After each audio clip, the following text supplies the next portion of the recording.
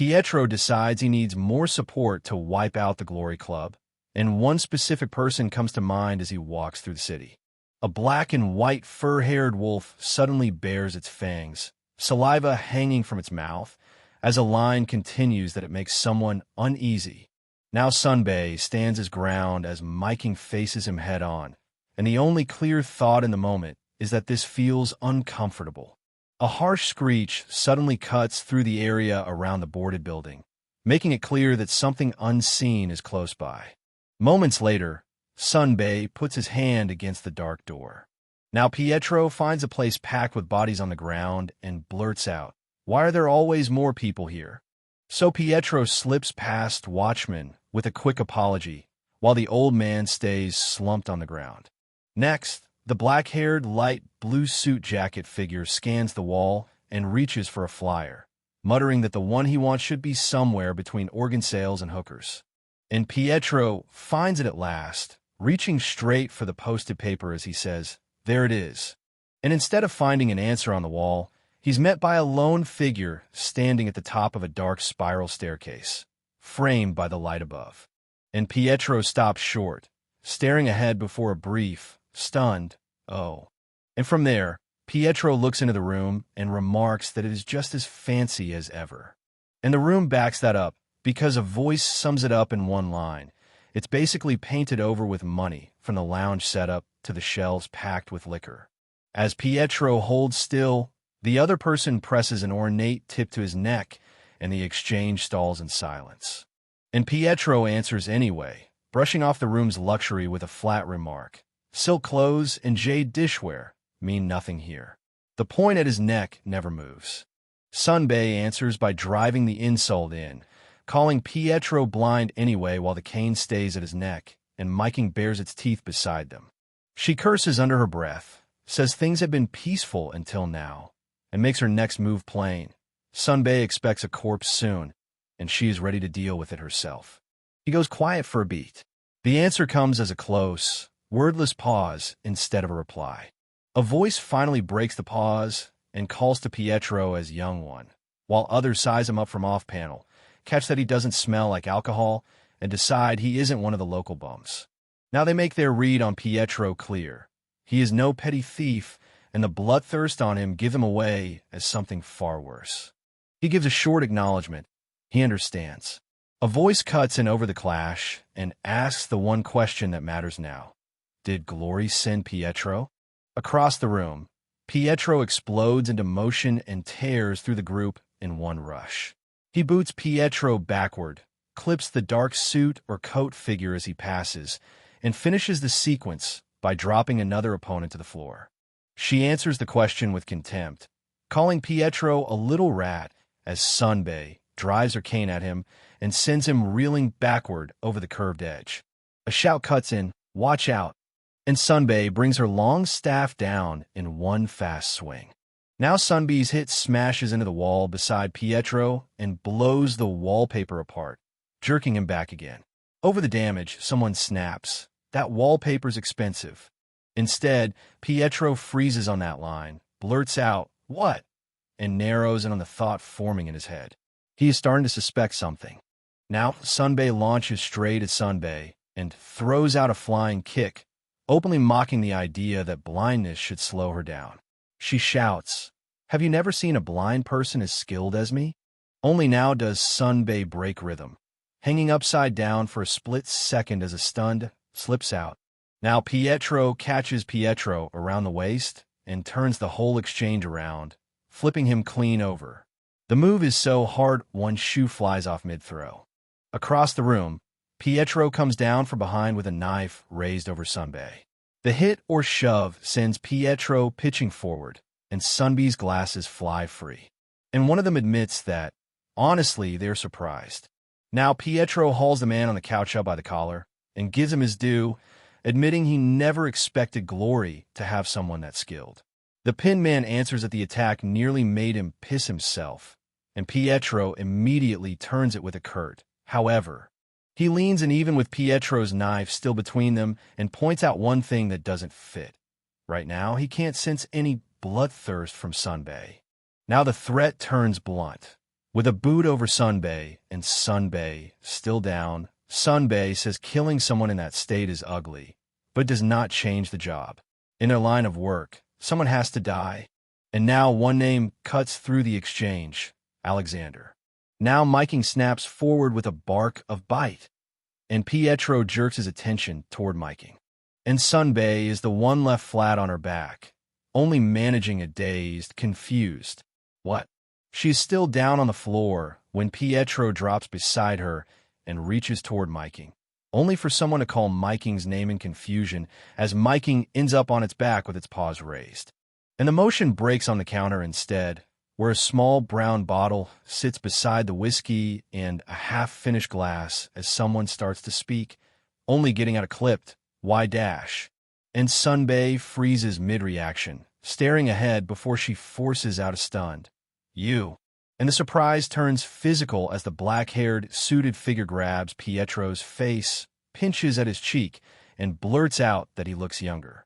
Pietro tries to pull away and tells him to stop. Now Sunbei keeps rubbing Pietro's cheek and blurts out that his skin is soft and even the old person smell is gone. One of them questions if that is even possible, and Pietro finally cuts in, saying Sunbei has been doing this for half an hour.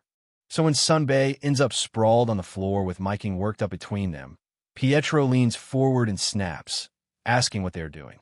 Now the whole exchange turns bizarre, as someone demands to know if this is how Sunbei died, and keeps pressing for details because they want to try it too, while Pietro stays leaned in and Miking stands right between them. Now Sunbei fires question after question at the black-haired figure, demanding to know what killed them: gunshot, stabbing, or poison, because she thinks the method is the key, and she pushes for the answer so she can become something too before her thought cuts off. Sunbei finally answers, and all she gives at first is a soft, drawn-out "so." Now Sunbei cuts straight to it and asks if Pietro plans to fight Glory by himself. Pietro gives a flat yes, and Sunbei immediately presses him for how. Pietro finally starts to answer, but all that comes out at first is a hesitant, "I'm," and he finishes the thought. He is going straight into the eye of the storm. Sunbei on the sofa, dropping the phrase, "eye of the storm," into the conversation. Pietro turns to face forward, thrown off. "What are you talking about?" Sunbei's question hits something. Pietro reaches for a stack of chips and lays it out plainly. Glory's out to get me, and what he needs, he says, is a way to hold them in the palm of his hand and make them do as he wishes. What he wants isn't just leverage. Pietro finishes the thought with a smirk. To become a killer of the Glory Club. Student reacts with flat-out shock. "What the hell are you?" While Pietro, unfazed, admits it probably sounds like nonsense. Miking barks, but Sunbei's eyes go wide. "No, wait." He cuts in, voice sharp enough to stop the room. Sunbei grabs Pietro's tie and pulls close, laying out the logic plainly. He's younger now, unrecognizable, and if he becomes Glory's killer, no one will see him coming. The sentence stops there. They'll basically be left hanging, unfinished. Somewhere across the city, Glory is already moving. Pietro's face fills the frame, smirking, chin up, utterly at ease, while behind him a group huddles over blueprints spread across tables, mapping out every step of a plan with one target: him. They're planning to capture Pietro, and he doesn't know it. The plan being laid out across the city isn't a threat Pietro sees coming.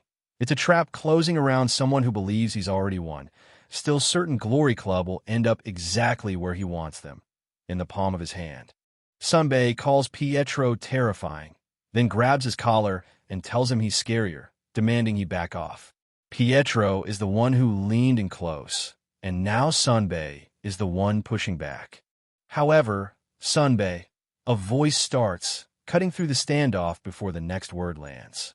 Sunbei sinks into the couch and shuts it down flat. That's impossible. She lays out the rule as if reciting scripture. To become a killer for the Glory Club, you have to come from the honor orphanage. The younger Pietro doesn't flinch at the rule. Standing back-to-back with Pietro, he drives the point home. Even if the old Pietro came from the honor orphanage, this version of him is an outsider. You can't become Glory's killer right now. Pietro's response is a flat no, and then, With a faint smile, he pivots. There is one way forward. The narration hangs on that open promise. That is, somewhere outside, a voice cracks through the scene shift. Hey, did you see? Our school's good again, one of the students declares. A group of them stands together, all casual ease and light chatter. One touches her chin, another plays with her hair, and the teasing lands fast. Are you suddenly wearing makeup now? The banter cuts off. A narration box reads simply, asterisk to enter. Pietro takes his seat at Divine Honor High School, and someone nearby is already talking. Look how hot the new student is. A voice carries across the room, loud enough not to be subtle. The chatter that follows him is immediate. Voices agreeing that the new student's name is Kim Sung-gu, that his name alone is worth talking about, that his skin is clearer than anyone's future. Pietro says nothing, facing forward while the classroom decides what to do with him. One of the girls calls Pietro by his cover name, giggling as she tells him they need to head to the auditorium. He leans back and answers plainly that he understands, which only sets off another round of whispers about how even his way of speaking is unusual. The name tag on his blazer pocket reads Kim Sung-gu. Beneath it, the crest of Divine Honor High School, a private institution built by the Glory Foundation itself. Pietro is wearing the enemy's emblem over his chest. A narration box sets it plainly. From the outside, it looks like an ordinary school. Walking the hallway beside Pietro, a teacher asks Sung-gu, "What's your type?" Then immediately backtracks with a laughing denial. Two nearby students cut in, telling her to pull herself together. But its purpose is something else entirely. The narration text confirms what the school is built to produce: killers, trained in secret under a curriculum no one outside is meant to know exists. Pietro holds a rifle from an elevated position while Killer corners another with a knife, the target recoiling with hands raised. A cat rests with eyes closed, wholly still, and the narration caption trails off mid-sentence. Asterisk, and I'm going to get into that class, which is the only route. Student walking beside him asks, "What's your MBTI, Sung-gu?" Pietro, cat perched on his shoulder, doesn't miss a step. Normal. The answer cuts away entirely. A banner fills the space instead. The 4th National Dance Performance Women's Ballet Creative Awards. The banner gives way to the school gym, packed with students assembled before the stage. Pietro, Killer, and a third figure stand at the front, facing the crowd. The question cuts straight to the problem. The Killer class only takes students from the honor orphanage. So how does Pietro get in?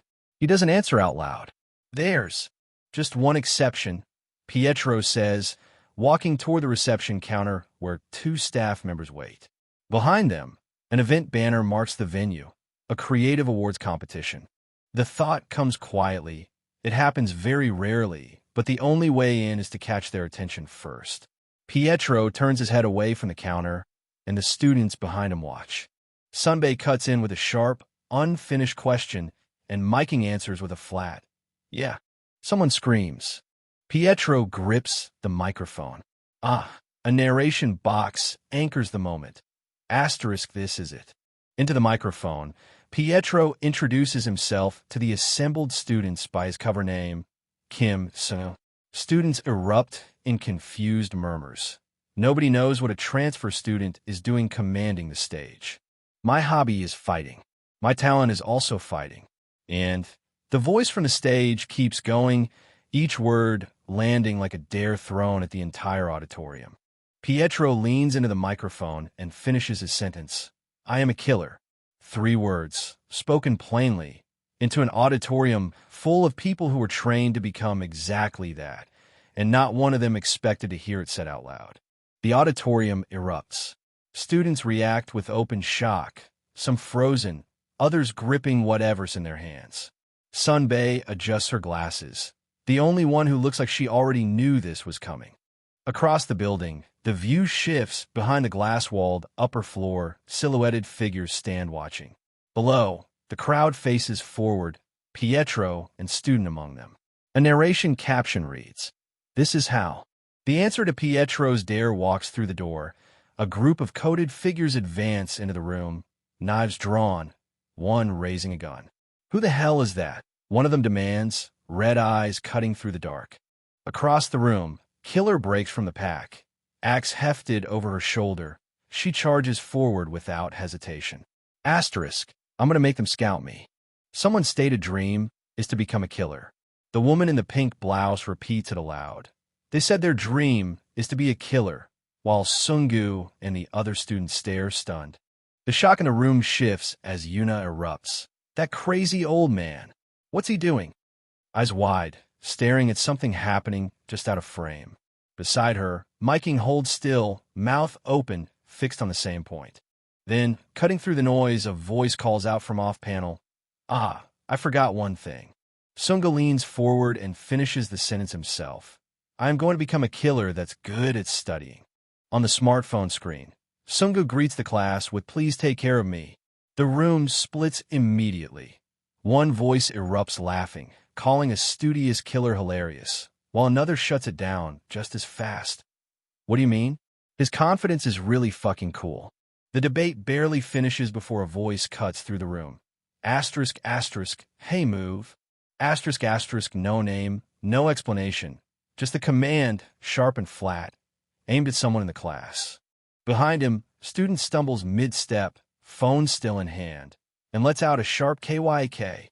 The masked student doesn't turn around. He stands with one hand near his pocket, already moving on. Across the room, Sungu holds his ground as the group watches him, Pietro among them, the large student gripping a bottle at his side.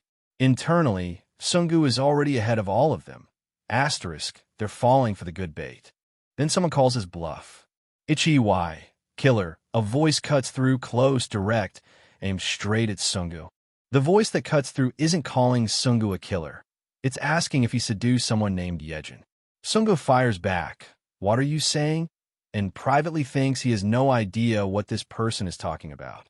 Student explodes. You motherfucker. Tears streaming as he hurls the accusation at Sungu.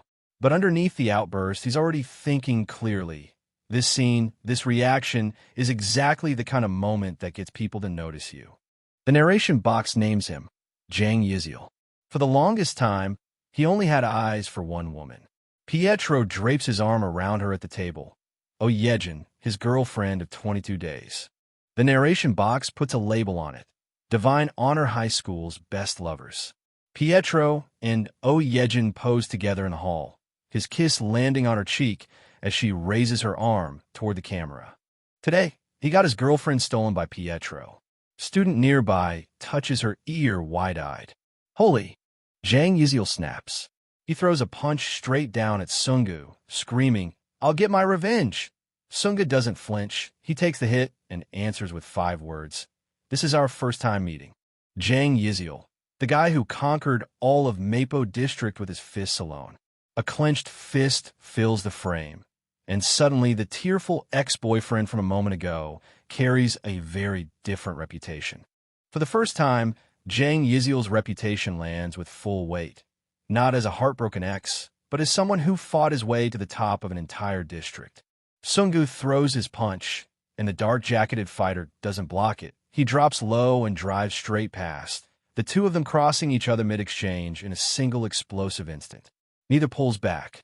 The gap closes and then vanishes entirely as they blow through it, each committed to the same line at the same time. In that instant, student sensed death. His fist fires forward without hesitation, every ounce of force behind it aimed at closing the distance before the threat can land first. The punch lands somewhere else entirely. Student presses his fist to his forehead and apologizes to Yejin, but the narration cuts in cold. He has never protected her. A hand clamps down on Sungu's head from above, forcing him down. He grimaces under the pressure, teeth gritted against the pain. The hand doesn't let up. Sungu's head stays forced down, his face twisted against the pressure. He can't shake free. Donggu hits the floor trembling, a whimper escaping before he can stop it. Then the name tears out of him. Why Yiziel? But before the cry even fades, teacher comes barreling in, red card raised high. In this sacred school, huh? The teacher demands to know what the younger student's father does, and gets a flat answer, probably dead. A quick apology follows, doing little to soften the exchange. Teacher stammers in order to follow and walks off, Sungu trailing behind. In the foreground, Pietro snaps at someone to let go, but Yuna corrects him. Nobody's holding on. She repeats the command flatly, telling him to let go himself. From the shadow, student asks the only question left hanging in the room. What should we do? Student crosses his arms and puts the question plainly. Should we find out more? Pietro's answer comes back easy, almost amused. Yeah, this is fun. Two fingers go up and the room shifts. Let's kill him, student says flat. No hesitation, no qualifier. Pietro turns to look and says nothing. Sunga falls in a step behind the teacher, calling out that he's following. Behind them, students trail along, already dissecting what just happened. That exchange, Sungu is crazy, one mutters while another, unbothered, sums it up differently. He's in his emo phase, but he's fucking cool. Somewhere nearby, an unseen observer catches sight of someone, and the question surfaces sharp and silent. Asterisk, why's that guy here? It hits Yuna all at once. She pieces together what she's seen and heard, and a single thought tears through her. He wants to get rid of this school. The scene pulls back to the school building itself, a multi-story structure standing in silence, as if indifferent to everything that just erupted inside its walls. Inside, Yuna turns and calls out to someone named Yunbiel, asking if there's a vacant seat. Yunbiel is already sitting in the cafeteria, and Sungu finds her. Why are you here? Yuna holds a red fruit near her mouth. I didn't have any appetite, she says, though the fruit in her hand tells a different story. Someone off-panel isn't buying it either. You say that, but student eyes her overloaded tray and calls it out. That's a lot of food for someone who claims she had no appetite. She tells him to be quiet. Yuna goes quiet, the red fruit still in her hand. In hindsight, you. Then the cafeteria chatter drops away, replaced by 4 words stamped across the silence. Do you want to live? Sunga kneels and holds up the small red item toward Dungu, cutting in with a single word. Then, as Dungu looks down at him, student stand with a photograph and delivers the order plainly. Say that this guy killed them. Then, with the same flat certainty, he tells Dungu the photo is his lifeline now. Sungu pushes back. He kept his promise, so why is the other person coming to him now? He didn't go looking for anyone. Student doesn't let Sungu's deflection stand. Apple in hand, she fires back. She didn't come looking for him either. So what? Is he going to kill her now? Then the real grievance comes out. Because of him, she's under constant company surveillance. You do know how hard it is for me, right? Yuna waves her fork at student and tells him to put up with it. He's only eating right now because she saved him. Student snaps back. What do you mean, saved me? I survived on my own. You don't know anything. A voice cuts back, and the argument has no clean winner. A voice carries across the school grounds at night. You don't know what kind of place this is, how scary it is, and you don't even know who I am. The taunt lands with a final dare. Do you think an outsider like you can do something? Sungu says nothing. He just looks ahead, the words still hanging in the air. Sunbae walks past carrying a tray, and Dungu calls after her. You can help me. She doesn't slow down. Sungu starts to say a name, Yunbiel, then catches himself. He asks for help, counting on whoever he's addressing, but pulls back mid-sentence with a quick correction. Lee Yuna. The name stops her cold. She stares ahead, caught off guard. He knows her real name. Yuna alone in the courtyard, a tray held in her hands. The bench nearby empty and still. The scene shifts to the Divine Honor High School athletic competition. 2 students on the stair landing. One arm raised in support, class banners and pennant flags hung across the entrance behind them. A sign reads, Asterisk, I didn't support you for you to lose. Athlete, the 400-meter sprint record holder at Divine Honor High, known as their Usain Bolt, tears down the track. But even as his feet pound the lanes, his own narration cuts through. Today is going to be his retirement. His feet are still moving, but his thoughts have already stopped. Because of the narration begins and then cuts off, the sentence left unfinished mid-stride. Sungu tears down the track, athlete close behind with the relay baton still in hand. The unfinished thought lands hard. The new transfer student, that son of a bitch.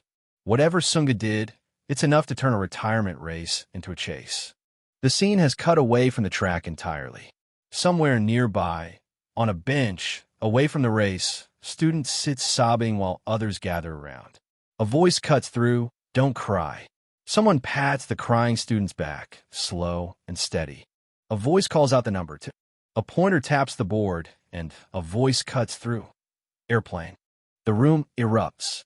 Pietro shouts from behind that the transfer Sungu is seeing up to 6-0, and Sungu cups her hand to her mouth. "Are you Mongolian?" The scene shifts without warning.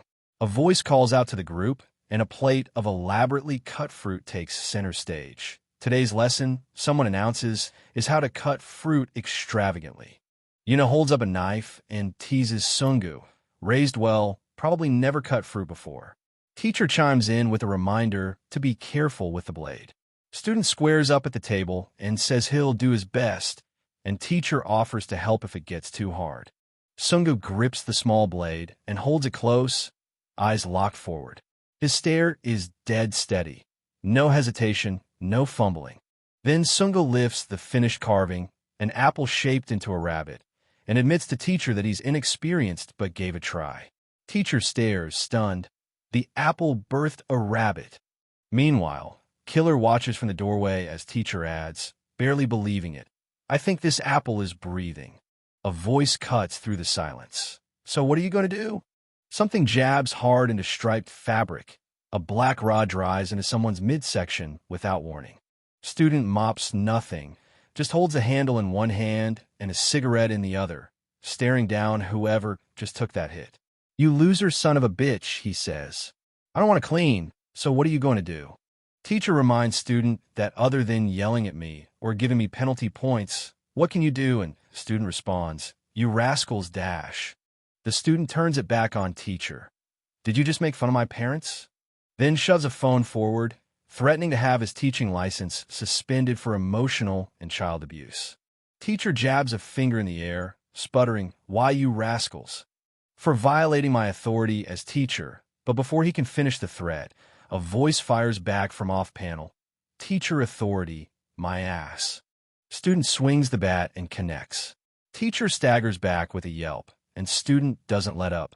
He declares himself the school authority now, laughing as he throws teacher's own word back in his face. Student standing over the kneeling teacher escalates further, threatening to sue and have the teaching license suspended. The female student beside him adds that they should upload the recording too. Student holds his phone up, smirking. The views will be sweet. He's already picturing the numbers. Teacher's humiliation going viral. The scene shifts outside. Student walks down the street, bin in hand, while voices call out behind him, "It's that killer son of a bitch that just transferred here." Someone else cracks up. "Killer, fuck, huh?" He doesn't make it far before the scene snaps back to the classroom. One student leaning toward the blue shirt boy, demanding to know if he really hit teacher. Someone off to the side dissolves into laughter, calling his delivery cool. The girl in red doesn't flinch. Arms folded, she looks back and says, "Even if I did hit him, what are you going to do?" Teacher tilts his head back and fires the question straight at her. "And if I don't move?" Sunga's answer is immediate. "I'll have to spit, of course." Pietro bursts out laughing. Killer isn't laughing. He glares straight ahead and tells whoever's looking at him to back off, threatening that if they don't leave quietly, things won't end well.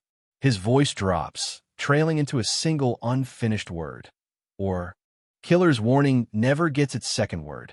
Student cuts him off mid-threat, throwing a punch and screaming, "Just die quietly." Student follows through with a sweeping kick that catches Sungu full in the body, sending him reeling backward. The students erupt behind him, howling with laughter. "Ah, so fucking funny, huh?" One of them shouts, while another piles on, "How are you not able to hit him once?" "Ha ha ha." Sungu isn't laughing. "Fuck, why can't I hit him?" He snarls, the mockery from the crowd doing nothing to cool the rage locked behind his eyes. Student doesn't wait for Sungu's rage to find a target. He hits the man at the upper left first, a clean strike that drops him, Then Sungu slams into the floor right behind him. Both men go down in the same burst of motion. A narration box cuts through the chaos. Asterisk, something is weird. Weird doesn't cover it. Student raises a brick and swings it down at Sungu, screaming, "Eat this brick, son of a bitch!" Pietro freezes, a sharp, escaping him as something off-panel catches his eye. Student brings his arms crashing down on Sungu, who drops low and braces behind a paper cup still clutched in one hand. The swing comes fast. No warning, no wind-up pause. Just raw force aimed straight at Sungu's head while he tries to make himself small enough to avoid the worst of it. The blow lands, and then all three of them are apologizing. Pietro says it first, flat and direct, "Sorry." The other two follow, addressing the teacher by name. The crowd behind him throws both arms up, shouting that justice always wins and that he'll get what's coming to him. Teacher doesn't flinch. Cup in hand, he turns and answers them flat. "That's why I won." Student stands over him, glasses in hand, asking if teacher is okay. Teacher sits on the floor among overturned desks and chairs, waving him off. Pietro bends down and scoops up a phone from the floor. Bastards. It seems they left their phone. He taps the screen and puts the phone to use, calling out to Sungu directly. "Sungu, were you like this as a student?" Student launches a flying kick straight down at Sungu, who drops low and braces for impact. Pietro watches it land and smiles. As expected, he says. Pietro crouches low, one arm raised to guard himself, and tells the other person his eye for people is accurate, that they're not a normal guy. A voice fires back asking what he means, and Pietro starts laying out his evidence. A cup is held up, the drink inside undisturbed, not a drop lost. "You didn't spill a single drop while fighting." A voice notes, and the cup becomes Pietro's evidence. The control shown mid-brawl wasn't coincidence. Teacher raises the cup and turns the question on Sungu directly. "Tell me, Sungu, where did you learn that?" A beat passes, and before Sungu can answer, teacher cuts in himself. Teacher doesn't wait for an answer. Instead, he sharpens the question. "Why did you learn it?" Sungu opens his mouth, "I want to," then stops, the sentence unfinished. "I want to get revenge." Pietro finishes the sentence for him. Not as a question, but as a statement, his glare hard and fixed. Sungu answers the rest himself. "Against you glories who stole my life." Not a plea, not a question, a declaration aimed straight at Pietro. The declaration hangs there, and then the losses come one by one. His house, his family, his money. Everything he built gone. "I'm the same as dead, teacher." The words leave him flat, stripped of anger or fight, just a fact stated aloud. Pietro says the name Kim Sungli, not as a question, but as something placed deliberately on the table between them. Teacher takes a sip from his cup and shifts the conversation entirely. "Do you have any thoughts of joining the volunteering club?" he asks. No preamble, no build-up, just a straight offer laid out beside everything Sungu just confessed. Sungu smirks, and the narration box answers for him. Asterisk, "I've been waiting." The narration box seals it. Teacher is Glory's killer instructor. At Divine Honor High School, there's a killer development class. No, a volunteering club. Teacher tells Sungu he's a rare transfer student as the two walk the hallway together, then adds, plainly, that it won't be easy. A gloved hand grips a dark, round object and something clicks into place. A single word sounds out. "Welcome." The narration box catches the shift. Asterisk, this is where Glory's killers are fostered. Sungu stares ahead, eyes wide, as the name lands. The volunteering club. But is this really the sentence unfinished, the doubt behind it unmistakable? Student finishes the thought out loud. Place where they raise killers. And Yuna just stands there, snack bag in hand, saying nothing. The word lands like a slap. From the podium, student cuts off every lingering thought in the room with a single command, focus. And the students turn forward. Sungu stands beside the podium, and Jay and Yuna settle into their seats. Yuna announces it plainly. A new volunteer will be joining them starting today. But even as the words leave her mouth, her thought cuts the other way. Asterisk, why is he here? Student turns and snaps at Yuna.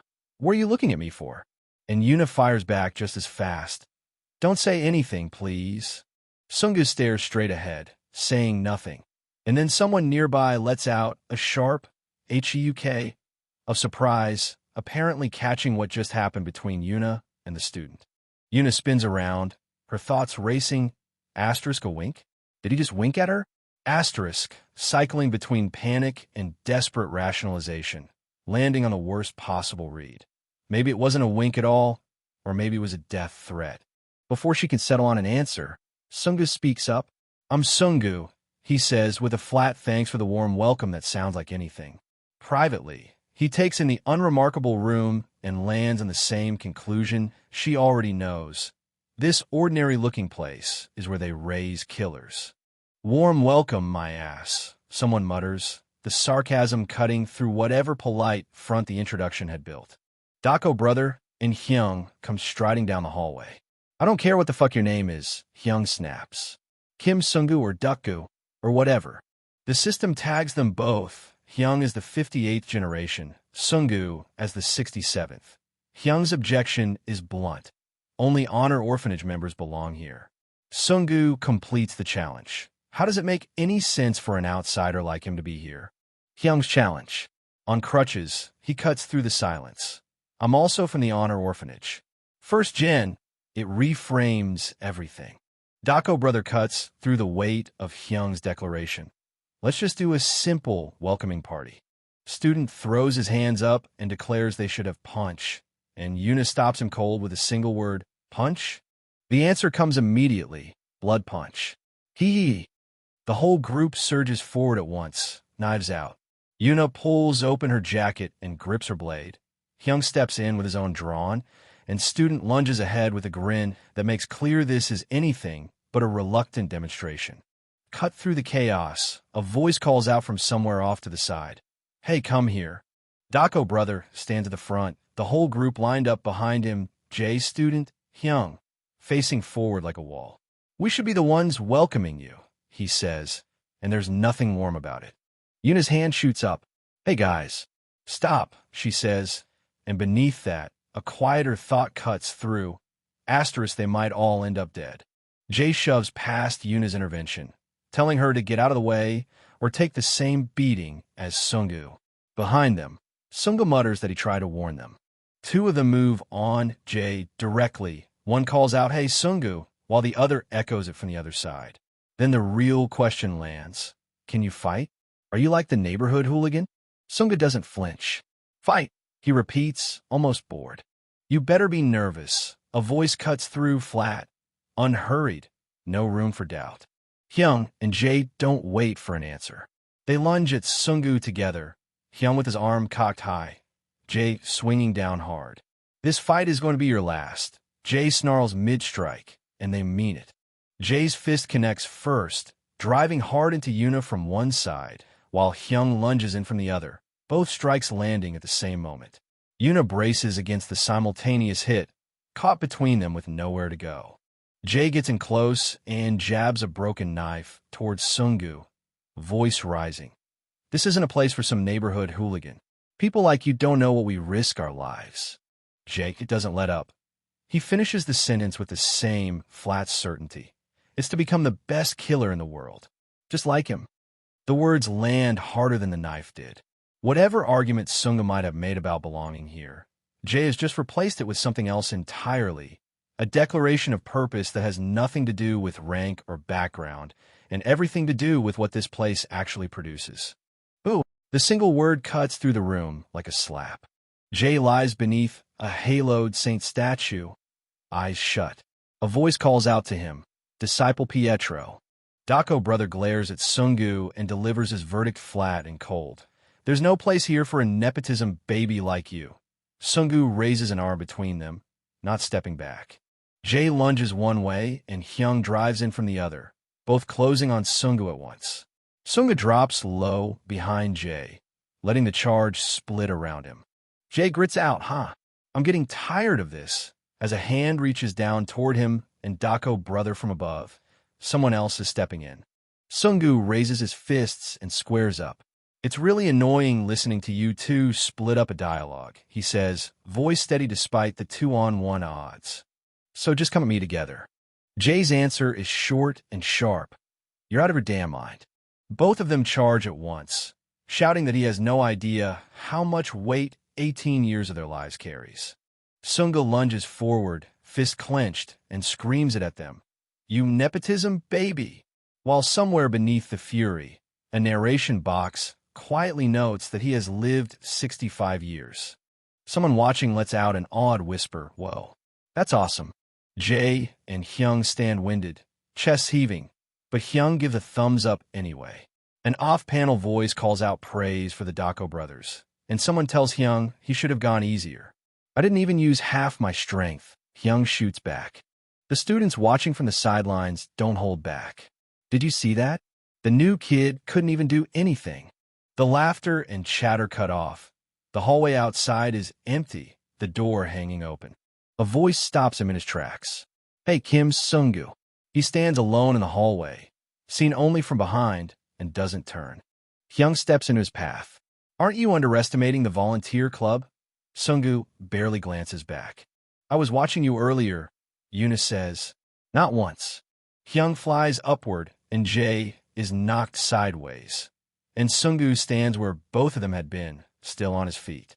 A voice cuts through. Did you put any strength into your fist? The words landing flat, not as a question, but as a verdict. Student faces Sungu and insists he always does his best. But Sungu fires back without hesitation.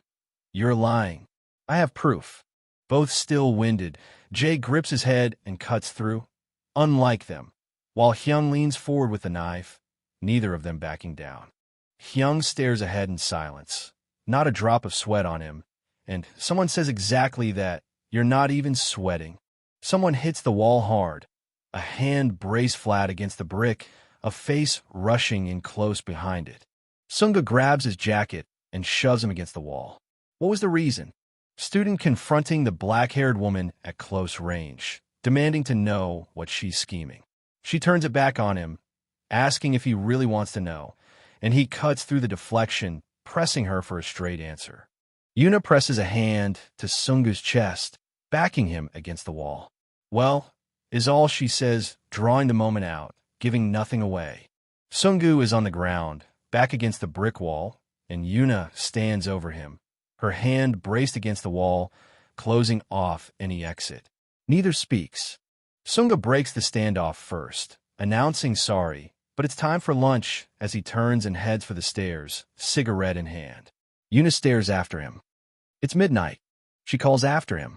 The scene cuts away from the stairwell entirely. Outside, a school building sits quiet under the night sky. Buses parked in the lot beside a covered walkway. Whatever Yuna is planning, she's still inside, and the building itself now frames what's at stake. Elsewhere, Killer is already on his way out, smiling, cup in hand, promising to return when the sun's back up.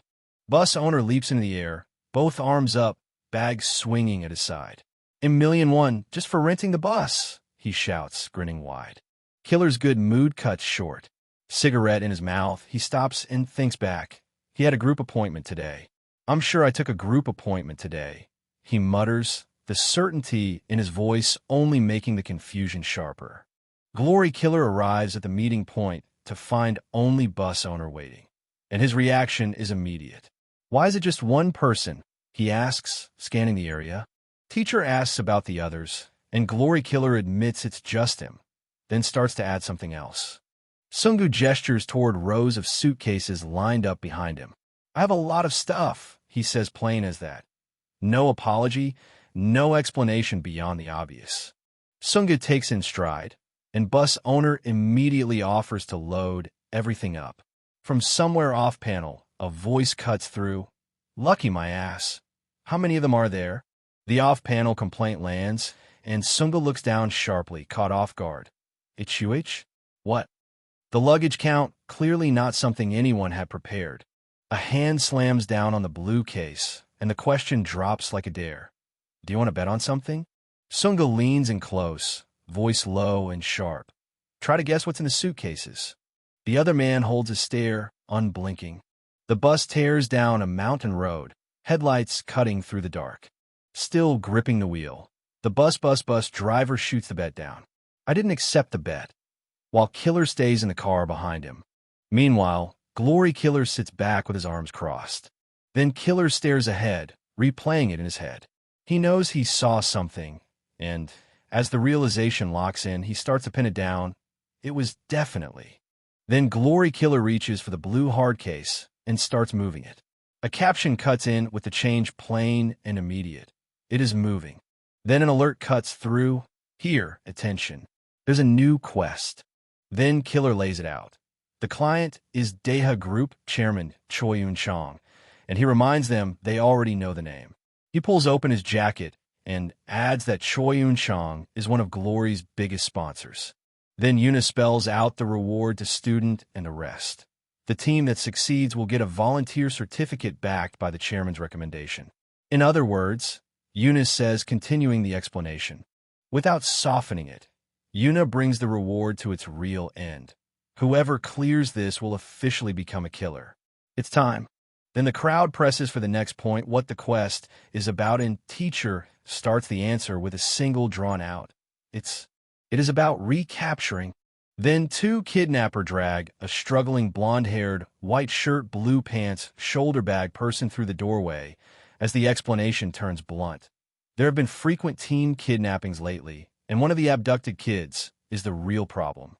And Chairman's son says it outright. He is the chairman's only son. Then student cuts in with the question everyone is already circling. If the target is the chairman's son, why not just call the cops? Another student blurts out the assignment as they understand it. They really have to recapture the son, and teacher answers with a flat, "You're right." Then Chairman's son raises a photograph of a hooded, restrained person and starts to object. But Chairman Choi Sunga glares back and finishes the thought in one hard line. Someone wants revenge. But before anyone can argue further, the explanation turns simple. All they have to do is save the chairman's son. Then the call comes down, just as plainly raise a hand if they want in. Without missing a beat, the room breaks into argument around student. One voice presses, "What are you going to do? You're really not going to do it?" Another reminds them that they still need 2 more years to become official killers. Someone insists they only need to pull this off once, and another cuts back, "Wait, I don't have a good feeling about this." Then a voice points out what everyone's thinking. A job this big should have gone to the adults, and there is no reason to hand it to them unless something about it is wrong.